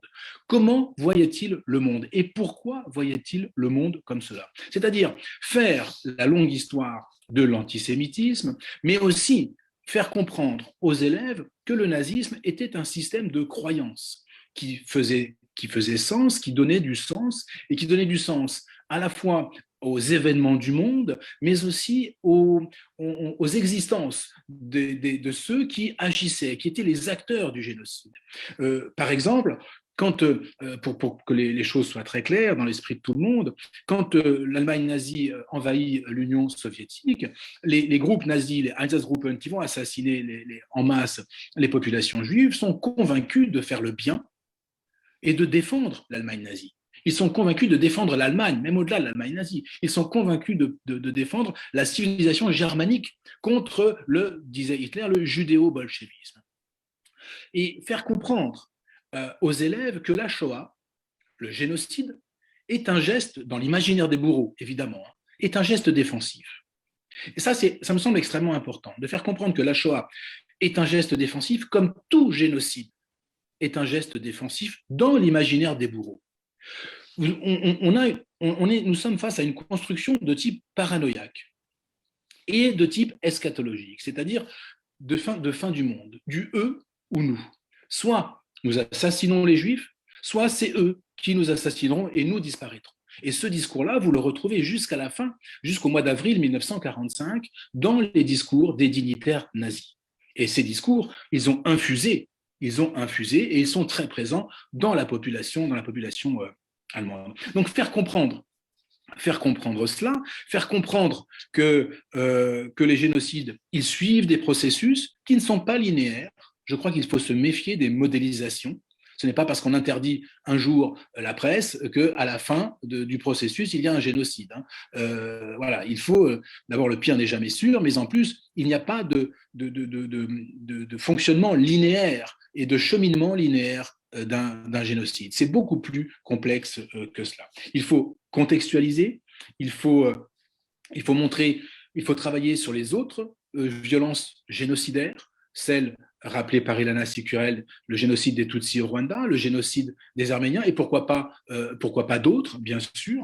Montrer les points communs, mais montrer aussi les singularités, parce que chaque violence de type génocidaire porte en elle des singularités. Il ne faut jamais non plus, je vais très vite et vous m'en excuserez, mais le temps passe très vite, il ne faut jamais non plus, je crois, effacer l'identité des victimes. Il faut expliquer pourquoi ce sont les Juifs qui ont été visés. Ce n'est pas, si vous voulez, j'entendais tout à l'heure, je regardais, j'écoutais attentivement ce qui nous a été présenté avec grand intérêt. Il ne faut jamais oublier pourquoi les gens ont été visés, parce qu'ils étaient juifs, et cela interroge la longue histoire de l'Europe. Et on ne doit pas édulcorer cela, on ne doit pas l'oublier, il faut que l'Europe regarde son histoire, et qu'elle regarde son histoire en face. Je crois aussi que l'enseignement de l'histoire de la Shoah doit nous permettre de lire les événements contemporains. Je travaille, moi, avec mes élèves, et je travaille dans les formations que je monte au Mémorial de la Shoah, à essayer de montrer, comme je l'ai déjà dit, les points communs, les singularités des violences génocidaires. Mais cela, au-delà des violences génocidaires, cette grille de lecture doit nous permettre de comprendre les événements du contemporain, et notamment les épisodes de violence de masse auxquels l'Europe aujourd'hui est confrontée. J'appelle violence de masse les attentats islamistes. Il faut, et pourquoi je dis cela? Évidemment, ce ne sont pas des actes de type génocidaire dans leur réalisation, mais dans leur façon, dans leur manière d'imaginer, il y a vraiment une proximité. Pourquoi? Les assassins qui rentrent au Bataclan, par exemple, le 13 novembre 2015, sont également convaincus d'être dans le juste, d'être dans le vrai et de se défendre. Ils ne font que se défendre dans leur imaginaire, exactement comme les nazis qui assassinaient les Juifs au bord des fosses étaient convaincus de se défendre. Il y a là des points communs qu'il nous faut connaître, qu'il nous faut comprendre et qui nous aident, je crois, grâce à l'enseignement de l'histoire du nazisme et de l'histoire de la Shoah, à comprendre les événements du contemporain. Il faut mettre en lumière cela, Il faut mettre en lumière cela et je crois que c'est une des missions que doit se donner l'enseignement de l'histoire du nazisme et l'enseignement de l'histoire de la Shoah. Sauvegarder la démocratie, et je vais terminer là-dessus, sauvegarder la démocratie, mais donner à comprendre le contemporain en fournissant des grilles d'analyse qui s'appuient sur l'histoire. Je vous remercie. Merci beaucoup, professeur Roder. C'était une analyse effectivement très intéressante qui va nous faire énormément réfléchir et comprendre aussi voilà, les défis que vous rencontrez dans votre quotidien et que nous voyons un peu plus de l'extérieur, mais qu'on comprend aussi l'importance de mettre l'accent sur les faits historiques et voilà, de trouver des outils pour permettre, parce que vous formez les esprits de demain, de comprendre l'actualité aujourd'hui. Et si on ne comprend pas l'histoire, on ne sait pas où on va. Donc, merci beaucoup pour votre intervention. Je voudrais maintenant donner la parole à Colette Avital. Évidemment, pour nous, c'était vital dans cet événement d'inclure le point de vue et les perspectives des survivants de la Shoah. Colette, est-ce que vous pouvez nous parler malheureusement brièvement des défis rencontrés par les survivants aujourd'hui et nous transmettre aussi leur message pour les générations futures? Je sais qu'il y avait certains points qui vous tenaient à cœur et que vous souhaitiez partager avec nous aujourd'hui. Colette, il faut le micro s'il vous plaît, juste il est coupé.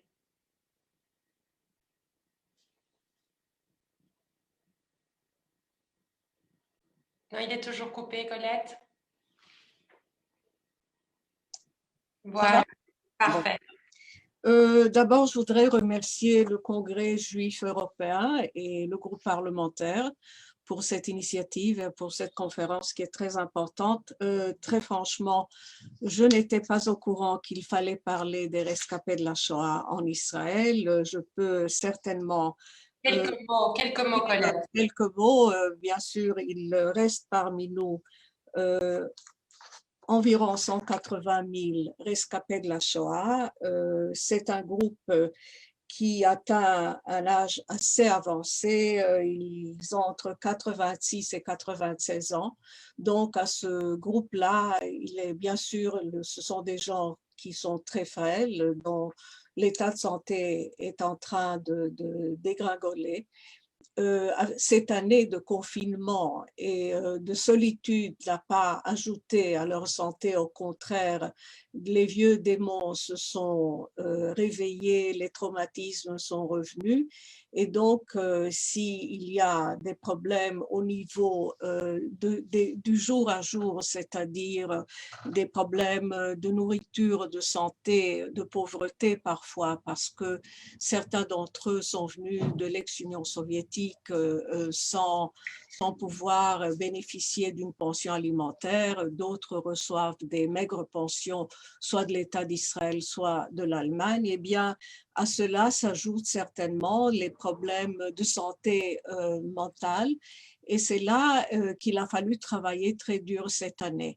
Mais je dirais que pour les rescapés de la Shoah en Israël, je dirais qu'il y a deux priorités. La première, c'est de leur permettre de finir la dernière partie de leur vie dans la dignité. Et ce n'est pas facile et donc nous travaillons beaucoup, mes organisations travaillent énormément pour pouvoir tous les jours trouver d'autres bénéfices qu'on pourrait leur accorder. Et il y a aussi la transmission de la mémoire qui pour eux est très très importante.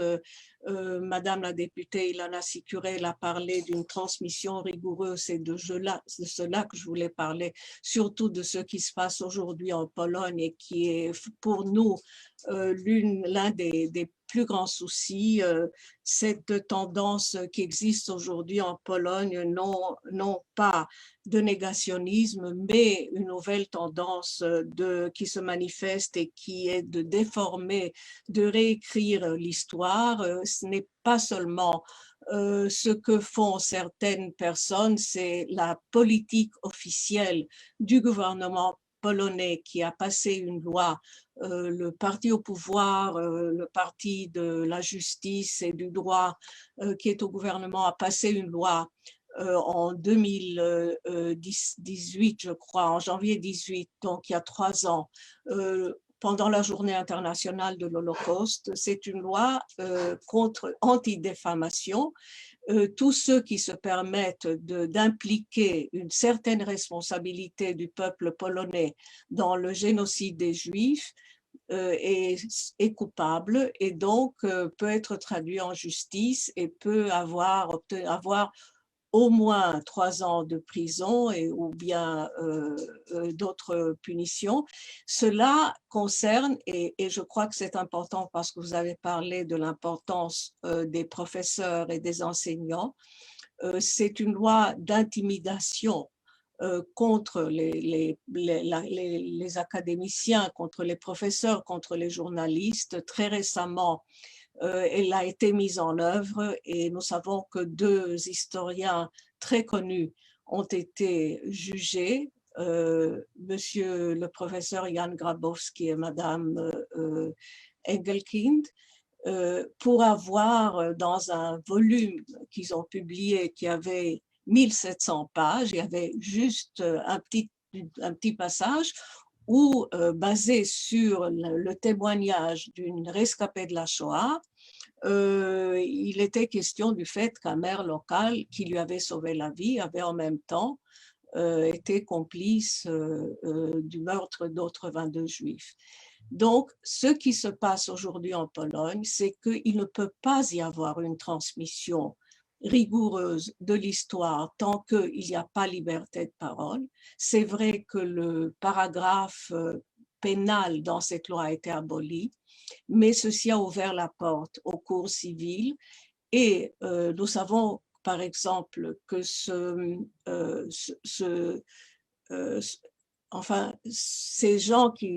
2 professeurs qui ont été jugés, c'était une organisation financée par l'État qui a payé et qui a demandé qu'ils soient jugés. Donc, vous voyez là qu'il y a une politique. Elle n'est pas seulement en Pologne, elle se répand dans les pays de l'Est, n'est pas une question de droite ou de gauche. Vous la trouvez en Russie, en Pologne et en Italie, en même temps au Venezuela et au Cuba. Et ceci se passe parce que certaines populations, certainement les pays de l'Est qui ont été sous domination soviétique, ont besoin de se former une nouvelle identité. Alors, pour faire cette nouvelle identité, il s'agit de se réinventer un passé parfois glorieux. Et s'il y a des pages problématiques ou noires dans cette histoire, il faut simplement les omettre. Et on se fait toute une histoire qui est réécrite, une nouvelle identité, ce que nous appelons en Israël, au moins les professeurs appellent ça une identité utile. Et ce que nous voyons effectivement, ceux qui veulent enseigner vraiment ce qui s'est passé pendant la Shoah et connaître les faits et les baser sur la recherche, sur une recherche rigoureuse, se confrontent aujourd'hui à cette interdiction.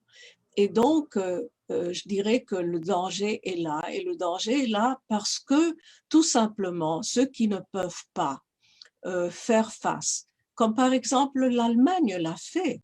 L'Allemagne a pris conscience, l'Allemagne a étudié, l'Allemagne comprend, a pris ses responsabilités. Mais des pays qui ne veulent pas faire face à leur histoire, des pays qui embellissent leur histoire, qui falsifient leur histoire, ne peuvent pas vraiment se mesurer ou enseigner quoi que ce soit pour combattre l'antisémitisme. C'est plus ou moins ce que je voulais apporter à ces discussions.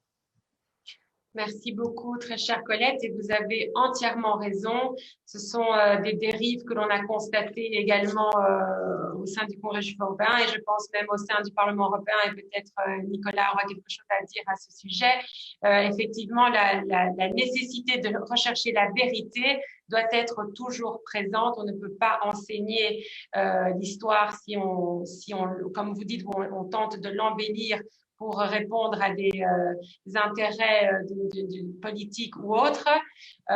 Donc, c'est effectivement un des points les plus importants quand on se bat notamment contre la glorification également des collaborateurs qu'on présente comme des héros nationaux et tout ça n'envoie pas les bons... Ailleurs. et ailleurs. Et on n'envoie pas les bons messages à la jeune génération parce que ça ne peut pas être leur héros, des personnes qui ont eu ce genre de comportement pendant la Seconde Guerre mondiale. Donc, merci beaucoup d'avoir mis ce point sur la table parce que c'est effectivement un problème très présent et auquel on doit rester très vigilant. Alors, pour terminer ce deuxième panel, j'aimerais donner la parole à Georges Meyer, qui, comme Ilana Cicurel l'a dit et Nicola bien avant cela, est le fondateur et le président du projet Convoy 77. Alors, cher Georges, je sais que l'un de vos parents était également déporté, un des déportés de ce convoi, et donc ça nous explique aussi à quel point c'est j'imagine, un cheminement aussi très personnel de vouloir raconter l'histoire de la Shoah à travers le destin tragique de ces 1306 déportés. Et donc, j'aimerais que vous nous parliez un petit peu de cette démarche et surtout de cette dimension européenne, puisqu'aujourd'hui, les jeunes, la génération de ces jeunes Européens est confrontée à tellement d'informations sur les réseaux sociaux. Comment est-ce que vous voulez vous démarquer afin d'atteindre cet objectif d'enseignement de la Shoah dans ce contexte tellement compliqué? Merci, merci Ariella. Bonjour à tous. Je voudrais effectivement, je n'avais pas l'intention d'en parler, mais rappeler la mémoire de mon père qui a été un des survivants du Convoi 77 et qui a inspiré une partie de ma démarche. Et me situer tout de suite dans ce qui a été présenté par Ilana Cicurel et reprendre un mot important de Simone Weil qui est travail. Je crois qu'on ne peut pas parler de la Shoah, parler autour de la Shoah, sans considérer qu'il doit y avoir un travail. Puisqu'on parle d'éducation, ce travail doit en partie être réalisé à l'école, et c'est la raison pour laquelle nous avons mis en place ce projet, qui s'est appelé au départ Projet européen Convoi 77 et qui s'appelle maintenant Projet international Convoi 77, et sur lequel je vais revenir. Notre objectif principal, comme l'indique la slide que vous avez sous les yeux, c'est donc d'enseigner autrement la Shoah aux jeunes générations qui sont nées au XXIe siècle. Next. Alors, pourquoi autrement? Et je vais revenir très rapidement sur des choses qui ont déjà été évoquées. Mais le premier point est très important. Dans un pays comme la France, mais aussi en Allemagne et dans d'autres pays d'Europe, cela fait plus de 30 ans que l'enseignement de la Shoah est obligatoire à l'école. Il n'empêche que malgré cela, il y a encore entre 20 et 30% des jeunes Européens qui disent ne jamais avoir entendu parler de la Shoah à l'école. Ceci doit bien sûr nous interroger et nous poser des questions. Le deuxième point consiste à dire que Internet est l'outil essentiel d'information des jeunes aujourd'hui et que sur Internet, on retrouve le meilleur comme le pire. Je n'ai pas l'intention de développer, c'est quelque chose qui est clair pour chacun d'entre vous. Le troisième point est à mon avis aussi très important, c'est que encore aujourd'hui, on enseigne la Shoah d'une façon très traditionnelle et pour être moins diplomate, d'une façon ennuyeuse. Et il n'y a aucune raison d'ennuyer les enfants et de faire en sorte qu'ils aient le sentiment de subir un enseignement qui est perçu comme eux de ce point de vue-là comme négatif. Le quatrième point, et je vais vite parce qu'on n'a pas beaucoup le temps, c'est de parler de la concurrence des mémoires. C'est un sujet qui existe dans beaucoup de pays, qui existe en France, qui existe en Allemagne et qui existe dans tous les pays où il y a une forte immigration. Lorsque des enseignants commencent à parler de la Shoah à l'école, on leur dit oui, mais pourquoi ne pas parler de l'esclavage ou de la colonisation? Next, s'il vous plaît. D'autres points pour lesquels nous pensons qu'il faut enseigner autrement l'histoire de la Shoah, et Iannis en a parlé tout à l'heure, on parle généralement dans l'enseignement traditionnel de la Shoah des victimes et de leurs souffrances, alors qu'il convient à notre sentiment de parler pas seulement des bourreaux, comme l'a dit Iannis, mais aussi de la vie juive avant la Shoah et des aspects positifs de la contribution des Juifs dans les pays où ils se trouvaient, mais aussi des bourreaux, comme il l'a dit, et de ceux qui ont été témoins et de ceux qui se trouvaient là et qui n'ont rien fait. Point suivant qui a été évoqué, sur lequel je veux redire un mot. On se pose souvent la question de savoir est-ce que l'on pourra continuer à enseigner la Shoah lorsqu'il n'y aura plus de témoins. Nous sommes convaincus que cela sera possible. Il conviendra vraisemblablement, il convient de changer un petit peu les démarches d'enseignement, mais il est tout à fait possible de continuer à enseigner la Shoah à une époque qui est celle que nous connaissons, où les derniers témoins sont en train de disparaître. Point suivant, les théories de conspirationnisme et de négation de l'Holocauste sont les jeunes s'intéressent beaucoup à ces théories, puisque malheureusement l'Holocauste apparaît souvent comme étant le message, comment dirais-je, général qui est présenté face à eux, et par définition, ils remettent en cause ce message. Enfin, le dernier point, qui est peut-être le plus important, parler de 6 millions de juifs assassinés, ça ne veut pas dire grand-chose. C'est la raison pour laquelle l'ensemble de notre projet tourne autour d'une personne particulière, comme vous allez le voir. Next. Quelques mots très rapidement sur la création de notre association. Notre association a été créée en 2014, c'est une association française et qui s'occupe essentiellement, comme je l'ai dit, d'éducation, mais aussi de mémoire. Next. Le convoi 77 est un convoi emblématique. Très rapidement, c'est le dernier grand convoi qui a quitté la France le 31 juillet 1944, à un moment où les nazis ont perdu la guerre. Il n'empêche que le commandant du camp de Drancy, Aloïs Brunner, va réussir à faire partir un dernier grand convoi. Et pour compléter ce convoi, il va faire rafler plus de 300 enfants dans des orphelinats juifs gérés par le Juif dans la région parisienne. C'est quelque chose de très, très dramatique en ce qui concerne ce convoi particulier dans lequel il y avait plus de 300 enfants âgés d'1 semaine à 17 ans. Voilà. Et enfin, le dernier point qui fait l'originalité de ce convoi, c'est qu'il y avait 32 nationalités représentées dans ce convoi. Next. Notre objectif, comme Ilana l'a précisé tout à l'heure, est relativement simple. Nous proposons à des étudiants, à partir de la classe de 3e, donc des garçons et des filles de 13 ou 14 ans, qui vivent aujourd'hui dans les villes ou les villages où étaient nés un déporté du convoi 77, de réaliser une véritable enquête qui généralement se réalise sur une année entière pour reconstituer l'histoire d'une personne particulière qui est née ou qui a vécu là où ils vivent aujourd'hui. Next. Il s'agit donc de faire une véritable investigation qui commence par un travail de recherche documentaire, qui se poursuit par des recherches de témoignages. Je n'ai malheureusement pas beaucoup le temps pour vous en dire plus, mais je vous donnerai quelques informations supplémentaires par la suite, qui peut tenir compte aussi de visites de lieux de mémoire et de lieux dans lesquels vivait la personne sur lesquels il travaille et la communauté juive, lieux qui existent encore dans certains pays mais qui ont totalement disparu dans d'autres. Et enfin, à la fin, d'écrire la biographie de cette personne. Next. Il s'agit donc d'une nouvelle approche d'enseignement de l'Holocauste qui, tout d'abord, et j'insisterai beaucoup sur ce point, est fondée sur des pédagogies actives. Pédagogie active, c'est-à-dire que les enfants sont les principaux acteurs de ce projet. Il s'agit ensuite de faire ce que l'on appelle de la micro-histoire ou de l'histoire de proximité qui change tout à fait la façon dont on considère ce qu'a été l'histoire. Il s'agit ensuite de travailler d'une façon scientifique où l'on considère d'abord des éléments d'observation sur lesquels on va produire une certaine analyse, ensuite émettre des hypothèses, trouver des conclusions et donc sur cette base écrire la biographie d'une personne. Comme je l'ai précisé, l'enseignant est là non pas pour imposer un certain savoir que lui seul possède, mais comme une personne ressource pour guider ses élèves chaque fois que cela est nécessaire.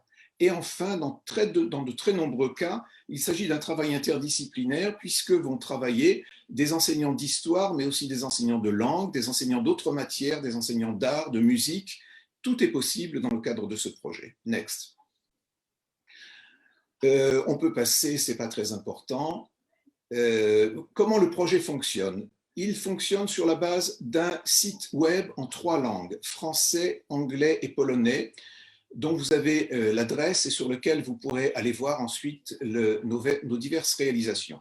Un enseignant concerné et souhaitant travailler sur ce projet va s'inscrire en ligne.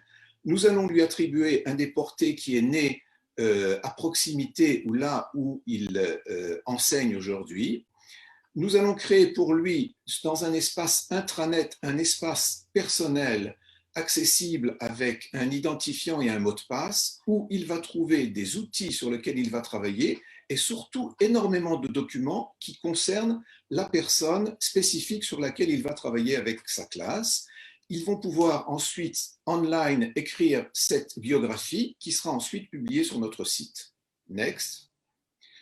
Mais le travail doit être facilité parce que bien souvent, l'accès aux documents de base est tout à fait problématique. Et si les enseignants doivent perdre quelques mois à trouver des centres d'archives où peuvent éventuellement se trouver des documents concernant les déportés sur lesquels ils vont travailler, ils vont vraisemblablement abandonner ce projet. C'est la raison pour laquelle nous avons signé des agréments avec des principaux lieux d'archives en France, mais aussi dans le monde, pour retrouver et digitaliser, comme vous le voyez et comme c'est précisé ici, de l'ordre de plus de 50 000 documents qui sont disponibles sur le site, ce qui fait que globalement, il y a pour chaque déporté déjà disponible, lorsque l'on commence le travail, entre 40 et 50 documents qui concernent spécifiquement la personne sur lesquelles une classe et ses enseignants vont travailler. Next.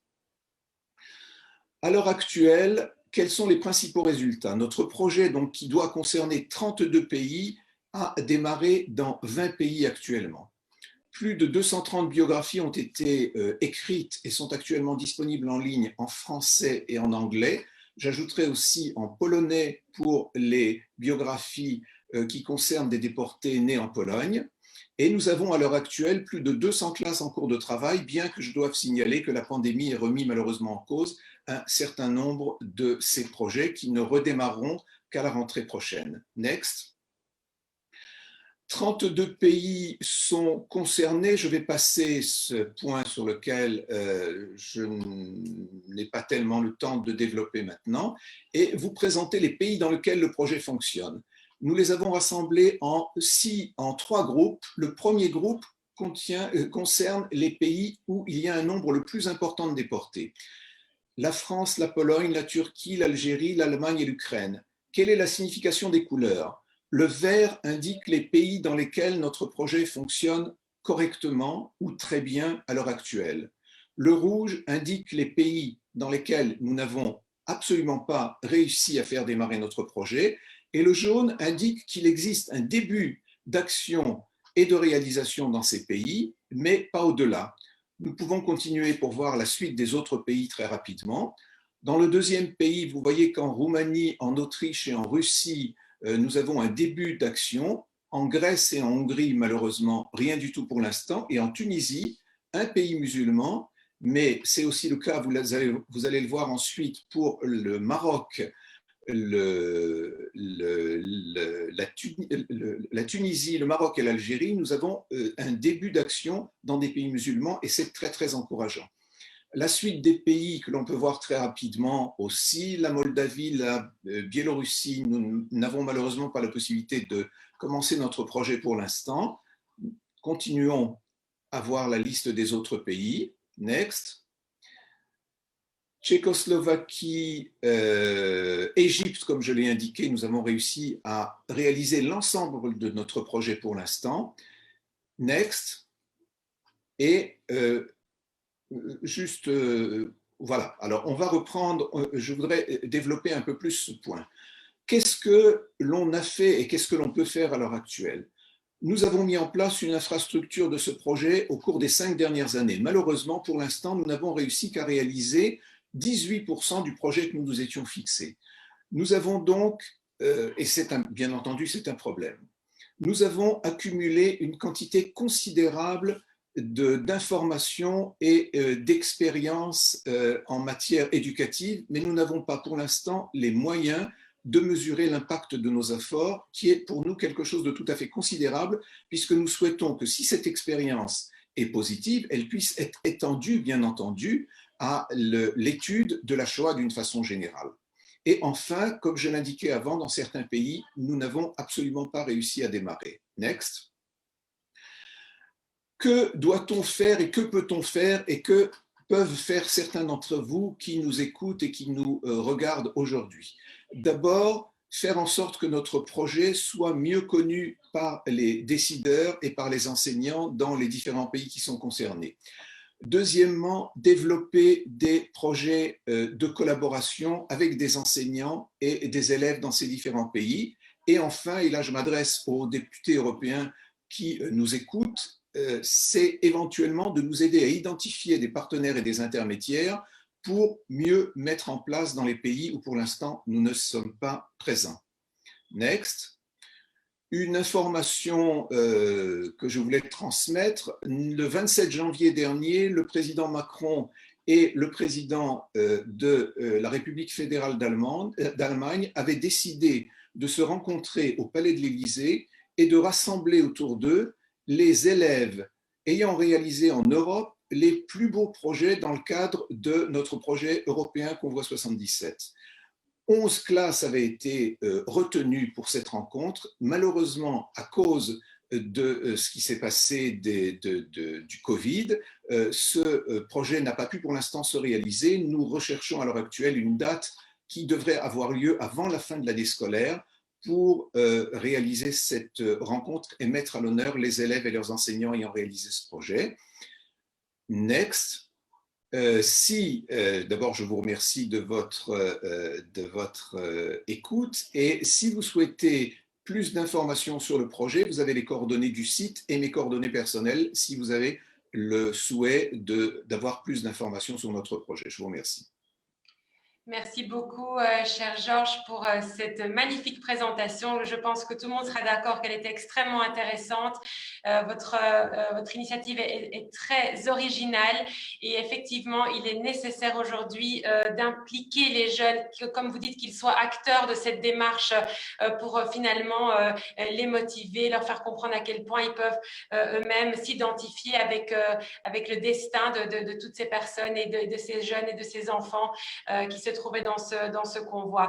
De toute façon, Georges, vous pouvez compter sur notre soutien. Je pense que les gens qui nous écoutent, certainement, il y a des professeurs parmi eux, il y a les décideurs de demain et d'aujourd'hui, et on va vous aider à faire avancer votre projet qui est vraiment magnifique, et on salue votre travail.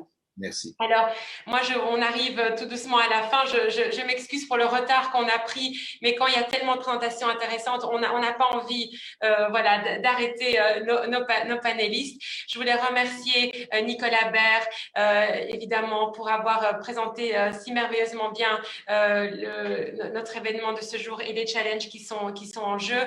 Ilana, Cicurel, Sergey, Lagodinsky aussi pour d'être toujours avec nous et engagés dans ce combat. Nous sommes tous là pour former les décideurs de demain, les former à l'esprit critique, leur apprendre l'empathie et aussi le sens des responsabilités. Et je pense qu'on est tous très actifs dans ce travail, parce que c'est effectivement un travail et plus encore, c'est une mission. Alors, pour les mots de la fin, je voulais passer la parole au député Brando Benifei, qui nous a rejoint, qui est donc italien, qui représente le Parti socialiste, le groupe socialiste du Parlement européen. Brando, thank you very much for being with us. The floor is yours to conclude this webinar. Thank you very much, Ariella. Thank you to all the colleagues for organizing together with the many different experiences that we heard about from different contexts, working on a common objective, fighting anti-Semitism, a hate culture that is now finding new ways of developing and is spreading through new means. Also, we talked about it, the social media, but also the role of education. And I need to be very clear. I think working a lot as an MEP, especially active on youth policies, youth education, non-formal education, exchanges between cultural organizations of the youth, I have to say that we have still the virus, not just the one we know unfortunately about, but the virus of authoritarian thought that is still strong when democracy is not able to explain itself, to make it understandable to younger people in a way so that the kind of culture of conspiration theories, of the hate against minorities, against vulnerable groups, and especially, unfortunately, the anti-Semitism, Semitism hatred that we have seen, unfortunately, still there, also in these new means of communication. I'm convinced that it will be crucial to have a cultural battle in a way that we have seen also being done to some extent already by some people that we heard from, to have investment in terms of dialogue, in terms of education, of also fight against the violent speech, hate groups that unfortunately exist in and out our digital space, where, I mean, now we are so much into it. We know we are embedded into this, even now, what we are doing now. We are in this context, especially in the last year, this has been more and more the daily life of many of us. But I think that the continuing the investment and strengthening it with the European funds, with the investment also in the recovery work that we are doing in our member states, must include a strong dimension of fighting against anti-Semitism and against other forms of hatred and discrimination. I think that it's very important that we build a more resilient democratic culture. I think this is crucial, and only young people can be the building blocks, we can say, of this path for the future. So that's why we really need to invest on non-formal education, on support for initiatives that can build knowledge, understanding, using all the experiences and the stories and what we know about. I have to tell you, in Italy, for example, it has been extremely important, the renewed commitment, but obviously this is something that is more and more difficult for obvious reasons, but the renewed commitment in these last years by the Senator Liliana Segre, who was also a guest of the European Parliament, in explaining the nature of the horror that was lived by her as a child. I want to underline that she's never rhetorical. She's never putting things in a abstract way. She has been always very capable in putting into the into a very empathic and understandable context what we are talking about. This is our effort. I think that when we talk about the great tragedies of our time, including and first of all the Holocaust and the anti-Semitism that is still in our societies, we need to be able to make people understand also through the stories, unfortunately, of what today still is happening in terms of discrimination, in terms of hate crimes that still happen, to be able to relate, to be able to understand, to see and obviously this can be done to some extent with the survivors.